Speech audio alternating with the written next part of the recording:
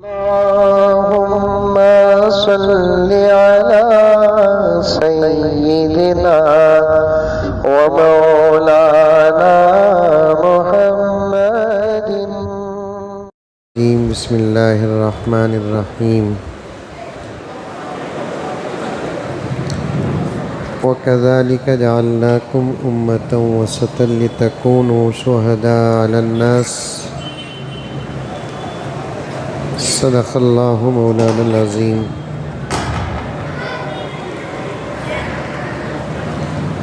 اللہم صلی علی سیدنا نبینا مولانا محمد وبارک وسلم.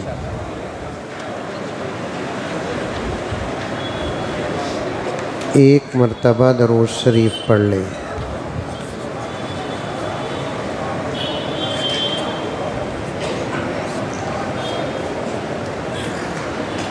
سورہ بقرہ کی آیت کے تحت باتیں آ رہی ہیں.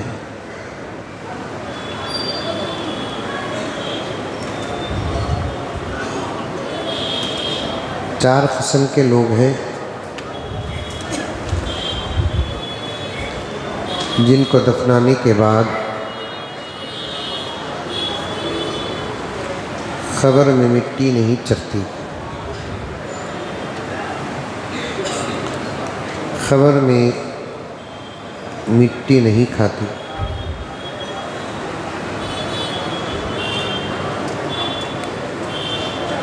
شروع ہی سے اللہ تبارک و تعالی نے انسان کو مرنے کے بعد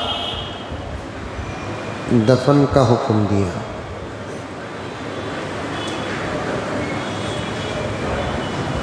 چلتے چلتے انسانوں کی آبادی بڑھی، نئے نئے مذہب پیدا ہو گئے.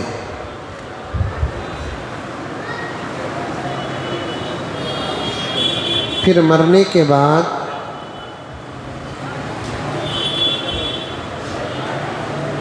مرنے والوں کے ساتھ سلوک بھی الگ الگ ہو گئے.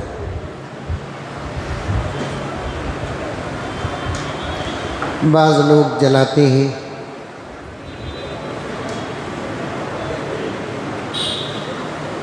بعض لوگ کسی ویران جگہ میں جا کر میت کے اپنے اپنے مذہب کے آخری رسومات سے فارغ ہو کر وہیں میت کو چھوڑ کر آ جاتے ہیں. بعض لوگ میت کو چند دنوں کے لیے دور چھوڑ کر آتے ہیں اور اس پر کئی قسم کے کیمیکل وغیرہ ڈال کر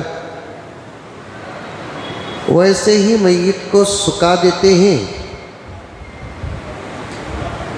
پھر اسے لا کر اپنے گھر کے اندر یادگار بنا کر رکھ لیتے ہیں.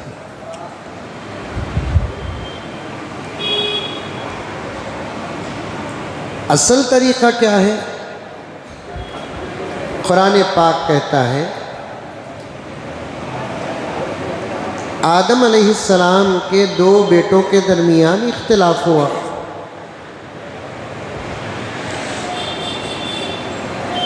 حابیل اور قابیل کے درمیان.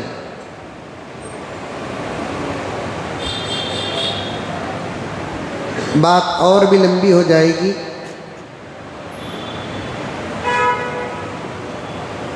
لیکن میں اسے مختصر کرتا ہوں.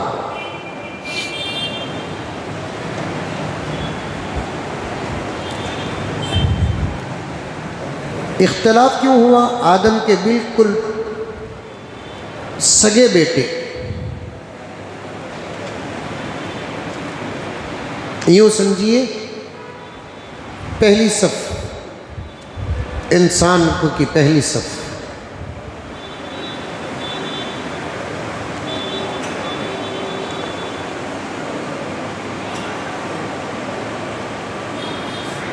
اختلاف اس بات پر ہوا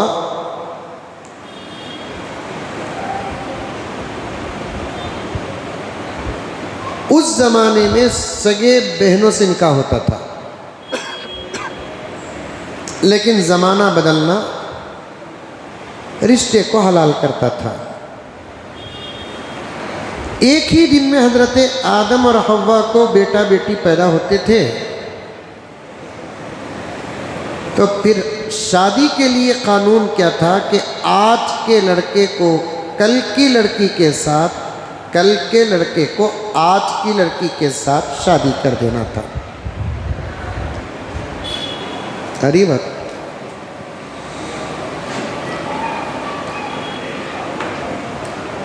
قابیل کے ساتھ جو بچی پیدا ہوئی وہ انتہائی خوبصورت،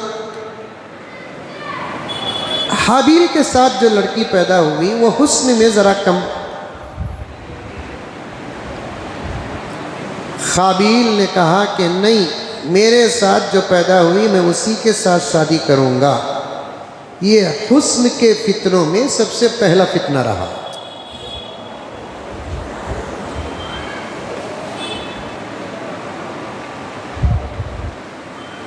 اور بھی تفصیلات ہیں۔ آخر ہوا کیا؟ اللہ کے حکم کو قابیل مانا نہیں، باپ آدم کے واسطے سے، اور شیطان بھی نئے نئے غصے میں تھا۔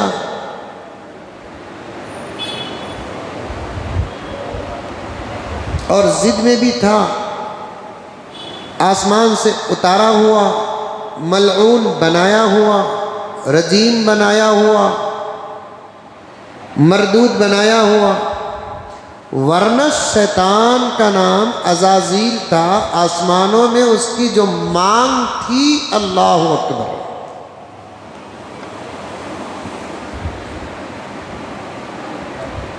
آسمانوں میں انسان کے پیدا ہونے سے پہلے کائنات میں، آسمانوں میں توحید کے جلسے ہوتے تھے، اور خصوصی مہمان کے طور پر شیطان کو بلایا جاتا تھا۔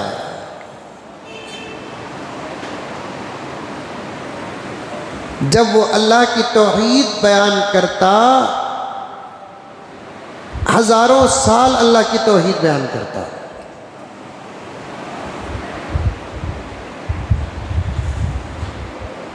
لیکن ایک بات نے اسے خدا کا مردود بنا دیا کہ کیا اللہ کے ایک حکم کو نہیں مانا۔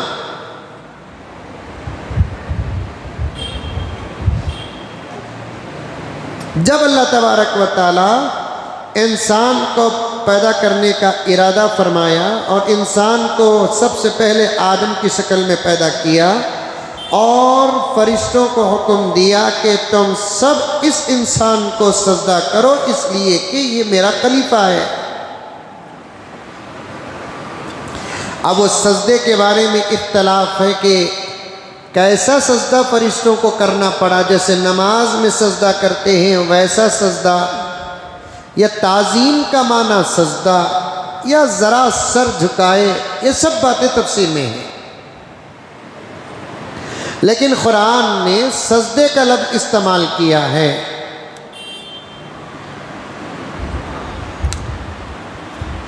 اس سے آج بھی کچھ لوگ خبروں میں سجدہ کر کے سجدہ نہ کرنے والوں کو شیطان کے ساتھ جوڑتے ہیں۔ ان کا خیال دیکھو کتنا الٹا ہے۔ خبروں میں سجدے ہوتے نہیں ہوتے۔ بھئی انسان کو سجدہ کرنا تو فرشتوں کی شان ہے، سجدہ نہ کرنا شیطان کی بات ہے۔ یہ سجدے کرنے والے جو قبروں پہ ہیں ان لوگوں کی کہاوت ہے۔ یہ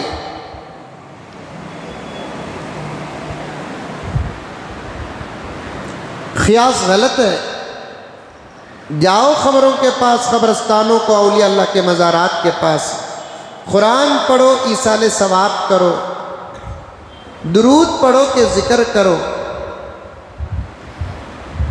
لیکن وہاں جا کر سجدے کرنا عین شرک ہے. کوئی سمجھوتا نہیں، کوئی مصلحت نہیں.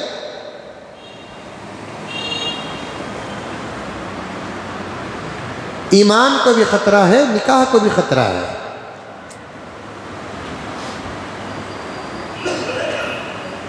اور جوڑتے کہاں؟ آدم علیہ السلام کے واقعے کے ساتھ. ظلم دیکھو کتنا بڑا، جہالت دیکھو. کرتے ہیں قبروں کو سجدہ اور جوڑتے ہیں آدم کے واقعے کے ساتھ. سب سے پہلا جواب یہ ہے، آدم کو سجدہ کرنے کا حکم انسانوں کو نہیں ملا، فرشتوں کو ملا ہے. آپ فرشتے ہیں تو کرو. دوسری مخلوق کو حکم ملا ہے آدم کو سجدہ کرنے کا. یہ پہلا جواب ہے جو میں دے رہا ہوں. دوسرا جواب یہ ہے، جس وقت آدم علیہ السلام کو سجدہ کیے فرشتے، اس وقت آدم کے جسم میں روح نہیں تھی.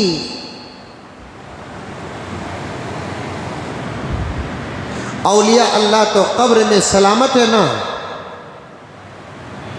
تیسرا جواب، آدم علیہ السلام کو فرشتے جب سجدہ کرے، آدم بالکل سامنے تھے، خبر میں نہیں تھے. چوتھا جواب یہ ہے کہ صرف آدم کو سجدہ کرنے کا ڈائریکٹ اللہ نے حکم دیا، آدم کے علاوہ کسی کو سجدہ کرنے کا فرشتوں کو بھی حکم نہیں تھا. وہ ایک ہی سجدہ تھا جو اللہ کے علاوہ فرشتوں نے آدم کو کیا. سمجھ میں آ رہی ہے بات؟ آ رہی ہے بات؟ کرتے ہی نہیں تھے.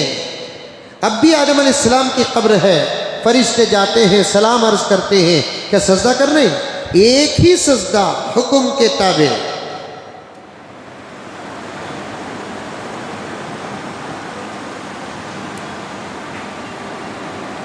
آخری بات یہ ہے، آدم علیہ السلام کو سجدہ کرنے کی کیا شکل تھی اس پر اتفاق نہیں ہے.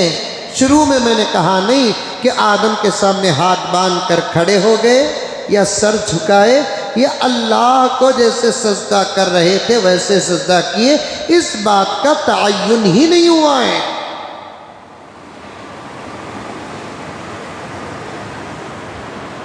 اور بعض لوگ خبروں کے پاس جا کر سجدہ کرتے ہیں اور کہتے ہیں سر جھکانا مقصود نہیں، دل جھکا رہے ہیں. یہ تو اور بھی ظلم ہو گیا. وہ دل جو اللہ کے بیٹھنے کی جگہ ہے، اسی کو ایک انسان کے سامنے جھکایا جا رہا ہے. لا حول ولا قوت الا باللہ. بات لمبی ہو جائے گی. جاؤ خبروں کے پاس، اللہ والوں کے مزارات کی زیارت کرو، سلام عرض کرو، جو پڑھنا آتا ہے پڑھو، ایصال ثواب کرو. یہ چادر چڑھانا، پھول چڑھانا، عود بتی سلگانا، نیاز رکھنا، منتیں سماجتیں کرنا، نعوذ باللہ من ذالک. کیا اللہ تعالیٰ سننا چھوڑ دیا کہ ہم کسی اور کو سنا رہے ہیں؟ وسیلہ بناؤ، وہ بھی ایسا وسیلہ کہ اے اللہ اس صاحب قبر سے آپ بڑی محبت کرتے ہیں، یہ آپ کے اللہ، آپ کے ولی ہیں، یہ ان کے واسطے اور صدقے سے ہماری دعا کو قبول کر لے، ہماری ضرورت کو پوری کر. یا ایھا الذین آمنوا اتقوا اللہ وابتغوا الیہ الوسیلہ وجاہدوا فی سبیلہ. ایمان والو، اللہ تبارک و تعالیٰ تک پہنچنے کے لیے یا اللہ تعالیٰ تک اپنی بات کو پہنچانے کے لیے وسیلہ تلاش کرو. اور وسیلہ بھی کیسے؟ کہ ڈائریکٹ ان کے سامنے نہیں کہ اللہ کے ولی آپ ذرا اللہ تعالیٰ سے کہہ دیں کہ میرا مسئلہ یہ حل ہو جائے. کیونکہ خبر والے باہر والوں کی آواز کو سنتے ہیں کہ نہیں سنتے، اس پر اختلاف ہے. وَمَا أَنْتَ بِمُسْمِعٍ مَّن فِي الْقُبُورِ قرآن پاک تو صاف کہتا ہے کہ اے محمد آپ خبر والوں کو سنا نہیں سکتے۔ اس پر اقوال ہیں کہ اس آیت کے جز کا ترجمہ اور مطلب کیا ہے۔ ڈائریکٹ صاحب قبر سے آپ بات نہیں کر سکتے، ان کے سامنے اپنی مراد کو رکھ کر اللہ تعالیٰ پہنچا بھی نہیں سکتے، کیونکہ صاحب قبر کتنی بات سنتے ہیں، اس پر علماء کرام کا، فقہا کا، اولیاء کا، مشائخ کا اختلاف ہے۔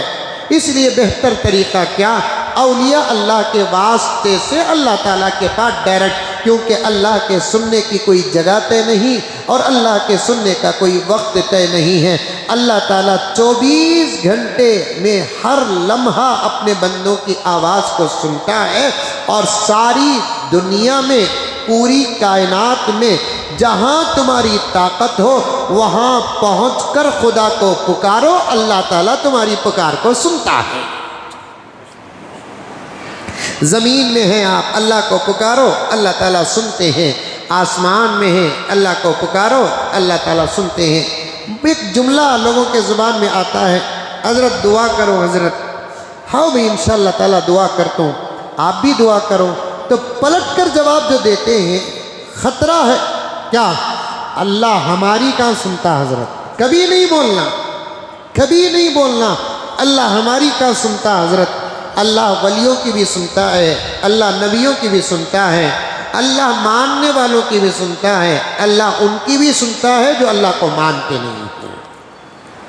ہے نا مشہور واقعہ، موسیٰ علیہ السلام کے زمانے میں ایک بت پرست تھا جو کئی 100 سال بت کی پوجے میں لگا تھا۔ ایک مرتبہ اس کے زبان سے بھول کر یا رحیم نکل گیا، اللہ تبارک و تعالیٰ نے فوراً اس کی سنی، وہ جو چاہتا تھا اس کو عطا کر دیا۔ ایسے بے شمار واقعات ہیں، کبھی دل میں یہ لے کر آنا ہی نہیں اللہ ان کی سنتے ہیں ہماری نہیں سنتے، یہ کبھی لانا نہیں۔ اللہ ہماری بھی سنتے ہیں، ان کی بھی سنتے ہیں۔ ہاں یہ کہہ سکتے ہیں اللہ کے وہ ولی ہیں، اللہ کے نیک ہیں، صاحب شریعت ہیں، شریعت کے ہر بات پر عمل کرنے والے ہیں۔ اللہ تبارک و تعالیٰ ذرا ہو سکتا ہے کہ وہ قریب ہونے کی وجہ سے جلدی سنتے ہو، ورنہ میرے شیخ قطب عالم حضرت مولانا پیر ذوالفقار صاحب نقشبندی مجددی دامن برکاتہم ایک مثال کے ذریعے سے گنہگاروں کو جو تسلی دیتے ہیں، اس سے تو دل بھر جاتا ہے۔ حضرت فرماتے ہیں مثال، ایک ماں باپ کے 2 بچے، ایک صحیح سلامت بچہ چلتا پھرتا اٹھتا آتا جاتا تندرست، اور ایک بچہ معذور لنگڑا لولا اپاہج، چلتا نہیں اٹھتا نہیں بیٹھتا نہیں آتا نہیں جاتا نہیں، بستر ہی میں پڑا رہتا ہے۔ دونوں ہیں ماں باپ کے بچے، ہو ایک ماں باپ کے دونوں بچے ہیں۔ اور حضرت نے فرمایا کہ اگر کوئی ماں اپنے سلامت بچے کو، اگر کوئی بچہ سلامت جو صحیح سلامت ہے، وہ اپنی ماں کو پکارتا ہے امی جان، تو ماں جواب کیا دیتی ہے؟ ہاں بیٹے یہاں ہوں، دیکھ کچن میں ہوں آ جا، بالکونی میں ہوں آ جا، گھر کے اس پار ہوں آ جا۔ ایک سلامت بچہ جو ماں تک پہنچ سکتا ہے، اگر انہیں پکارتا ہے تو ماں اس کے پاس جاتی نہیں، اسے اپنے پاس بلاتی ہے۔ ایک اپاہج معذور لنگڑا لولا فریش بستر کا، اگر وہ اپنی ماں کو پکارتا ہے تو ماں کہتی ہے آ رہی ہوں بیٹے، بنگلور کی انداز میں آ رہی ہوں بیٹے۔ انہیں بھی بچہ انہیں بھی بچہ، لیکن سلامت بچہ پکارتا ہے تو بلاتی ہے، معذور بچہ پکارتا ہے تو خود جاتی ہے۔ اللہ کی رحمت کا بھی یہی حال ہے، جو اولیاء ہوتے ہیں وہ پکارتے ہیں، اللہ فرماتے ہیں یہاں ہوں آ جاؤ۔ گنہگار پکارتے ہیں تو اللہ کہتے ہیں کہ تو نہیں آ سکتا، تو جہاں ہے وہیں رہ، میں آتا ہوں۔ تو کبھی دل میں یہ لے کر آنا نہیں کہ اللہ تعالیٰ صرف اولیاء کی سنتے ہیں، ہماری نہیں سنتے، اولیاء کی بھی سنتے ہیں۔ ان کے مسئلے تو حل ہو گئے، وہ اللہ کو راضی کر بیٹھے ہیں، لیکن جب گنہگار اللہ کو پکارتا ہے اللہ تعالیٰ بہت خوش ہو جاتے ہیں۔ اولیاء اللہ کے قبروں کے پاس جا سکتے ہیں، زیارت کر سکتے ہیں، لیکن کوئی کام ایسا نہیں کرنا جو شرک کے قریب ہو، کیونکہ شرک ایک ایسا گناہ ہے جسے اللہ تعالیٰ قسم کھا کر کہتے ہیں جب تک وہ توبہ نہیں کرے گا میری عزت کی قسم میں اسے معاف نہیں کروں گا۔ لیکن سب سے بڑا مسئلہ یہ ہے کہ شرک ہی کو لوگ محبت سمجھے ہیں تو توبہ نصیب کہاں ہو جائے؟ یہی تو سب سے بڑا مسئلہ ہے، کرتے ہیں شرک۔ اگر کوئی آدمی شراب کو شراب سمجھتا ہے تو اسے سمجھانا آسان ہے، جو شراب کو روح افزا سمجھ رہا ہے اسے کیا سمجھائے؟ یہی تو سب سے بڑا مسئلہ آیا ہے۔ شرک کبھی نہیں کرنا۔ انشاءاللہ تعالیٰ بقیہ باتیں میں کل آپ کے سامنے عرض کروں گا۔ دعا کیجئے کہ اللہ تعالیٰ ہم تمام کو عمل کی توفیق عطا فرمائے۔